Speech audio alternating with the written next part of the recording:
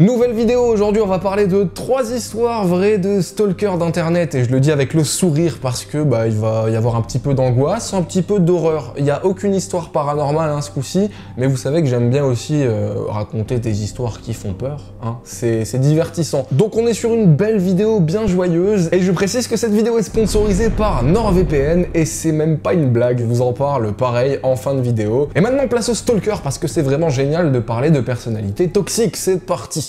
Un type que je connaissais à l'université avait rencontré une fille sur internet et passé ses journées à parler d'elle. Elle vivait à 6 heures de chez lui, alors il avait prévu d'abandonner son semestre pour développer leur relation. Il trouva un travail dans la ville de la fille en question, et il me demanda si je voulais bien l'aider à déménager, puisque ma voiture pouvait charger pas mal d'affaires. J'avais un long week-end, alors je me suis dit, pourquoi pas? Un road trip, c'était toujours sympa. Je le conduirai à sa destination comme cadeau d'adieu, et sur le retour, je pourrai visiter Yellowstone. Et en fait, en arrivant, il s'avéra qu'il n'avait pas d'appartement, et qu'il avait juste trouvé une offre d'emploi dans cette ville. Mais il n'avait pas décroché le boulot, ni même postulé.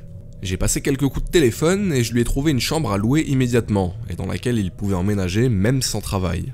J'étais fatigué, et un peu dégoûté par son manque d'organisation, mais je me suis dit qu'il valait mieux rester pour la nuit, histoire de finir sur une note positive avec mon camarade. Nous avons alors passé la soirée à discuter, et je tombais des nues. Il m'avoua qu'il n'avait en fait jamais rencontré cette fille. Les soi-disant nuits passées à chatter en vidéo avec elle, c'était en réalité lui qui regardait ses vlogs et fantasmait dessus. Ils n'avaient jamais parlé ensemble. Jamais échangé de texto, ni même d'email. En fait, elle n'avait même pas conscience de son existence. Son plan était de traîner près du magasin de jeux vidéo dont elle parlait beaucoup, jusqu'à ce qu'elle y vienne en personne, puis tenter de l'aborder ensuite. Il pensait sincèrement qu'elle tomberait amoureuse de lui dès qu'ils se rencontreraient, qu'elle déménagerait ensuite avec lui dans la ville de son université pour l'épouser. Et tout ça avant le début du prochain semestre. Ça n'est bien évidemment jamais arrivé. À la place, je lui ai fait acheter un ticket de bus pour retourner à l'école et je me suis tiré. Je l'ai revu à l'université. Il était devenu encore plus malaisant et étrange. J'ai perdu contact avec lui après cet incident. Par souci d'anonymat, j'ai modifié les prénoms de mon témoignage. C'était en décembre et Noël approchait. Il était tard, environ 3 heures du matin. J'étais malade, par conséquent, mon sommeil était perturbé. Et ce soir-là, je m'ennuyais et aucun de mes amis n'était connecté. Alors j'ai décidé d'aller sur Omegle. J'y allais souvent pour troller des gens, mais cette fois, j'avais décidé d'avoir de vraies conversations avec eux. Grosse erreur. On peut choisir de parler à des gens par affinité. Alors je cherchais des internautes sous le tag animé, car les gens avec ce tag avaient l'air plus sympas que la majorité. Bon, il y avait comme d'habitude des ados en chaleur à la recherche d'une petite amie, mais ça, c'était peu importe le tag. J'ai fini par trouver quelqu'un qui n'était pas un bot et qui ne demandait pas âge, sexe, ville. On va l'appeler Azula. Me voici donc en conversation avec Azula qui me demande ce qu'est mon animé préféré. Et je plaisante en déclarant qu'il s'agit de Fat Albert. Je sais que j'ai dit que je ne voulais pas troller, mais je pouvais pas m'en empêcher. La conversation s'est ensuite enchaînée sur les animés en général, et elle avait l'air d'une personne très gentille. Elle a fini par me demander mon adresse email, je lui ai donné mon adresse spam en me disant du coup que je ne risquais rien. On a donc continué à chatter via Google Plus Hangout. Elle a voulu un chat vidéo, mais j'ai refusé en argumentant que je ne faisais même pas de chat vocaux avec mes vrais amis. Mais elle a continué d'insister, et j'ai continué à lui dire non. J'ai commencé à me mettre en tête que elle était en réalité un pédophile. Je lui ai dit que je ne me sentais pas à l'aise à l'idée de montrer mon visage à quelqu'un sur internet et je ne voulais vraiment pas faire de chat vocal. Elle m'a ensuite dit qu'elle m'enverrait une photo de sa tête si je lui en envoyais une de moi. Je lui ai alors dit de l'envoyer en premier, ce qu'elle a fait. J'ai ensuite fait une recherche inversée pour vérifier si la photo était un fake. Je n'ai rien relevé d'inhabituel, donc j'en ai déduit que ce n'était pas un fake. J'ai alors décidé de me prendre en photo et de la lui envoyer. Je me disais à ce moment-là que ça ne pouvait pas faire de mal. Même après envoi, elle continuait d'insister pour faire un chat vidéo. Et j'ai continué à lui dire non. Puis, la nuit progressant rapidement, J'ai décidé d'éteindre mon ordinateur parce que j'étais fatigué et surtout très agacé. Je n'y pensais pas vraiment, j'avais juste en tête de la bloquer le jour suivant. Un jour plus tard, je suis allé sur mon ordinateur avec pour volonté de la bloquer. Mais à peine connectée, elle m'a immédiatement contacté. Je me suis directement dit que soit elle était en train de me stalker, soit c'était une no-life qui passait sa vie sur son ordinateur. J'ai décidé de lui répondre. Elle s'est excusée pour son comportement insistant et elle m'a expliqué qu'elle n'avait pas beaucoup d'amis et qu'elle avait envie d'apprendre à me connaître. Compréhensif, je lui ai répondu que ça n'était pas grave. Alors nous avons discuté, d'animés, de jeux vidéo, ce genre de sujet. Une conversation normale, en tout cas de mon point de vue. Puis, le jour suivant, nous discutions de plus belle. Elle voulait faire un chat vidéo et j'ai fini par accepter un chat vocal. Une fois en chat vocal, elle n'a pas arrêté de me demander d'allumer ma caméra. Oh, et la sienne était allumée, donc j'étais sûr que ce n'était pas un type chelou de 40 piges.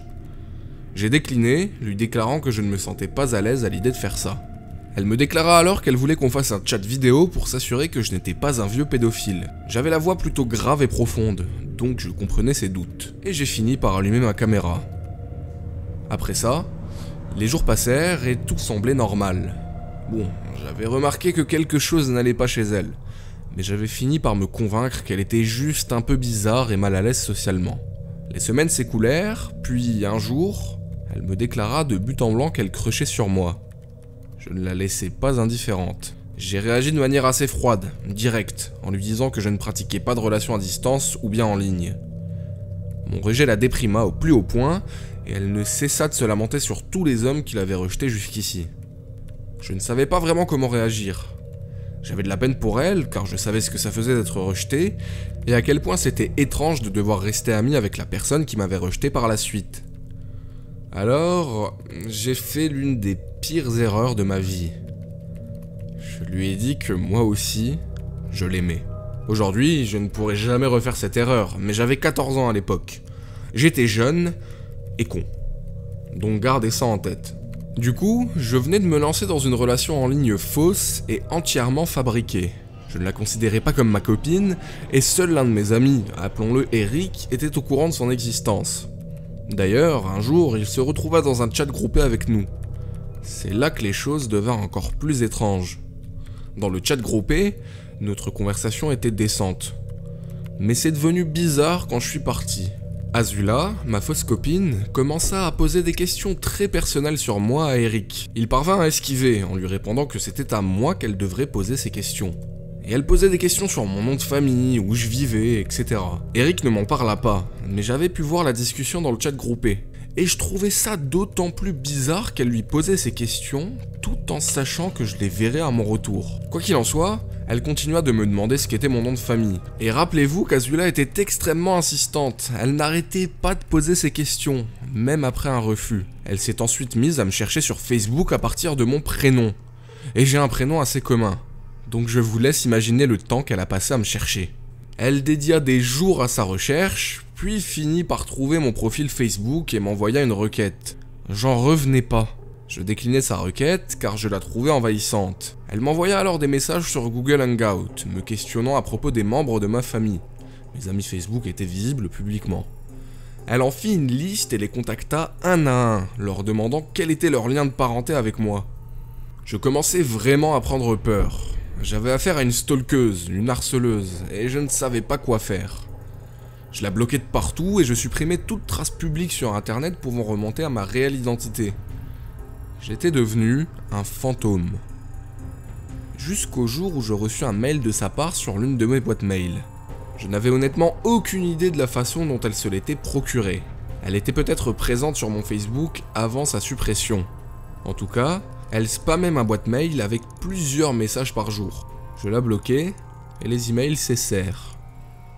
Je n'eus plus aucune nouvelle pendant un mois. Puis, un jour, je supprime accidentellement un mail important. Je suis donc allé dans la corbeille pour le restaurer. C'est là que je fus pris de stupeur. Dans ma corbeille, il y avait des centaines d'emails de sa part. Je pris immédiatement peur. Le dernier email était daté d'aujourd'hui. Pris de curiosité morbide, j'en ouvris quelques-uns, ce qui conforta ma peur d'autant plus. Elle m'écrivait qu'elle pensait que quelque chose clochait chez elle, non vraiment, et qu'elle se réjouit et se délecte de la douleur des autres. Elle précisa également savoir où j'habitais et qu'elle allait s'y rendre pour vivre avec moi. J'étais vraiment effrayé. J'en venais à penser qu'elle allait me tuer. J'ai décidé de supprimer cette adresse email et je suis resté très discret depuis. Donc, à mon stalker fou d'internet, je n'ai qu'une chose à te dire, que nos chemins ne se croisent plus jamais.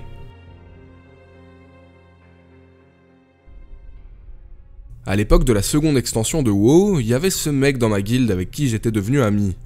On discutait de plus en plus à mesure que le temps passait, au point de devenir assez proches. Il avait un colocataire très méchant, et je l'entendais parfois, surtout quand quelque chose s'était mal passé pendant un raid. Il se mettait à hurler et jetait des trucs pour passer ses nerfs, et c'était pénible à entendre. Mon ami me déclara alors qu'il n'était pas juste bruyant et impulsif, mais également très acerbe verbalement, et parfois violent physiquement envers lui. J'avais mon propre appartement, et touché par ce que traversait mon ami, je lui proposais naturellement de venir vivre avec moi. Juste pendant une courte période, pour qu'il ait le temps de déménager dans un endroit qui était sûr pour lui. Il s'est pointé chez moi avec un sac poubelle rempli d'affaires et son ordinateur portable. Je l'ai aidé à s'installer et à essayer de lui trouver un travail. Eh bien, il ne voulait pas de travail. Et il n'en trouva pas, non plus. Il resta dans mon appartement, jour après jour, à manger ma nourriture et peser sur mes économies. Peu importe les efforts que je mettais pour le motiver, il ne faisait que devenir de plus en plus sédentaire. J'ai fini par lui dire qu'il devait s'en aller, que je ne pouvais pas le garder ici. J'ai discuté avec quelques personnes, et j'ai appris qu'il n'était pas son premier coup d'essai, et que c'était sa manière de fonctionner. Afin de sécuriser un nouvel hébergement temporaire, il jouait sur la sympathie de ses amis pour les convaincre qu'il vivait dans une situation quotidienne insoutenable. Et ça avait très bien marché sur moi, notamment grâce à son coloc violent. Il appela sa tante pour qu'elle passe le chercher. Je ne sais pas ce qu'il lui avait dit, mais elle me lança un regard venimeux. Je n'avais jamais reçu un tel regard de toute ma vie. Pour autant que je sache, il déménagea avec sa sœur et son beau-frère, mais franchement, je me fous de savoir où il a terminé. Ah oui, et il m'a également volé des affaires.